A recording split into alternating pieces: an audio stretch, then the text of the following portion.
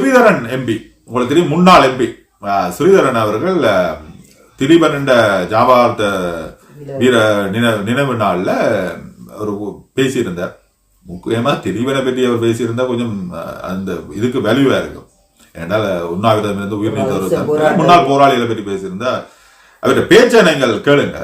அரசியல் என்றது அப்படியே விரலை நிமித்தி கொண்டு நின்று பியோரா அரசியல் செய்ய இயலாது. அது இலங்கையில செய்ய இயலாது. இலங்கையில செய்யறால் அவர்கள் 10 வருஷத்துக்கு முன்னாலே செய்து தன்னோட கையில ஒரு உறுதியான அரசியலை வச்சிருக்கவன். இது உண்மையான ஒரு நல்ல அரசியல்வாதிக்கு அளவும் நேர்மையான அரசியல் செய்யலாது. அப்ப நேர்மையான அரசியல் செய்யலாது என்றால் அதன் அடுத்த மீனிங் என்னன்னா நேர்மையான வியாபாரம் செய்யலாது, நேர்மையான அரச கர்மங்கள் நடக்க இயலாது, நேர்மையா ஒன்றுமே நடக்க இயலாது. ராத்திரி எனக்கு 2 பேர் மெசேஜை போட்டார்கள். நான் ஒரு ஆளுக்கு திருப்பி போட்டேன், தம்பி நன்றி என்ன போட்டேன். ஒரு ஆளும் திருப்பி என்ன போட்டு வந்தேன். நான் திருப்பி சா வச்சுட்டேன். சில பேர்ல கொஞ்சம் ஏறிட்டாலும் 20-15 எடுப்பார்கள். இல்லையான்னு சொல்றீங்களா நீங்க? அதுக்கு ஒன்றும் எடுக்க மாட்டாங்க. 10-11 மணிக்கு 4-5 பேர் உண்டானு எடுப்பார்கள். எடுத்தா அப்புறம் அவர்களுக்கு விளக்கம் சொல்றதோட நாங்க சேர்த்து போயிடுவோம். இதெல்லாம் நடக்கும். அப்படி விளக்கங்கள் சொல்லிடா சிலதோட சமாளிக்கொண்டுதான் போகணும். வேற வழி இல்லை.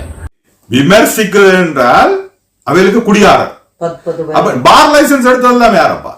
விமர்சிக்க ஆரம்பிச்சோன்னு இவ்வளவு நாளும் அந்த புலம்பெயர் சமுதாயம் தனக்கு செய்த நன்றி உணர்வு எல்லாம் மறந்துட்டு தண்ணிய போட்டு கொஞ்சம் ஏறிட்டு இருந்தாலும் பிடிக்காய்க்கிறோம் என்று அந்த ஏளனப்படுத்துறது, விமர்சிப்பவனே ஏளனப்படுத்துவது.